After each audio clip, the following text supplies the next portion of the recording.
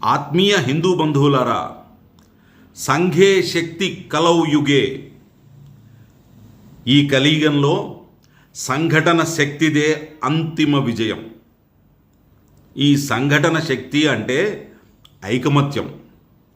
ప్రతి హిందువులో ఐకమత్యం కోసం ఆత్మవిశ్వాసాన్ని నింపటం, హిందూ సమాజాన్ని జాగృతం చేయటం, వ్యక్తి నిర్మాణం ద్వారా జాతి నిర్మాణం చేస్తూ రాష్ట్రీయ స్వయం సేవక్ సంఘ్ అనేక సంవత్సరాలుగా నిరంతరం పనిచేస్తోంది. రాష్ట్రీయ స్వయం సేవక్ సంఘ్ 100 సంవత్సరాలు పూర్తి చేసుకున్న సందర్భంగా అనేక కార్యక్రమాలను జరుపుతోంది.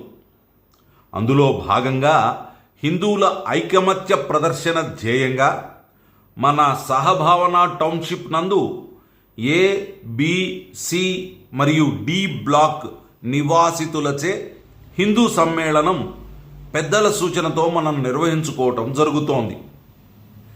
ఈ సమ్మేళనం ప్రధానంగా హిందుత్వ భావజాలంపై జరుగుతున్న దాడిని ఎదుర్కోవడం, అక్రమ మత మార్పిడి నివారణ, సమాజంలో సామాజిక సమరసత, సనాతన ధార్మిక కుటుంబ వ్యవస్థను బలోపేతం చేసుకోవడం మన బాధ్యత అని గుర్తు చేయటమే.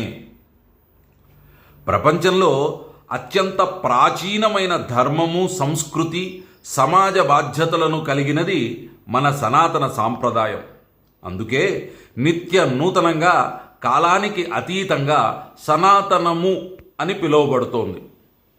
కాలక్రమేణా చరిత్రపరంగా హింద్ అనే పేరుతో పరిచయమైన మన సంస్కృతి హిందూగా రూపాంతరం చెందింది.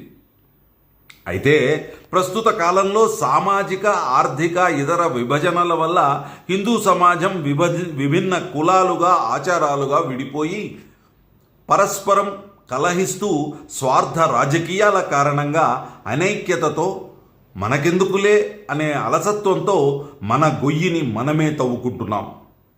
ఇది ఇలా కొనసాగితే భావితరాలు మన ఆధ్యాత్మిక, సాంస్కృతిక వైభవాన్ని, వారసత్వాన్ని కోల్పోయే ప్రమాదం ఉంది. సోదరులారా, గుర్తుపెట్టుకోండి, హిందుత్వం ఒక మతం కాదు.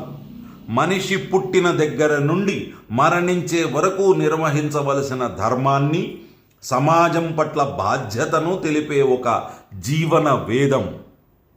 చివరగా వసుధైక కుటుంబకం అంటే ప్రపంచమంతా ఒకటే కుటుంబం అనేది మన సనాతన మూలం.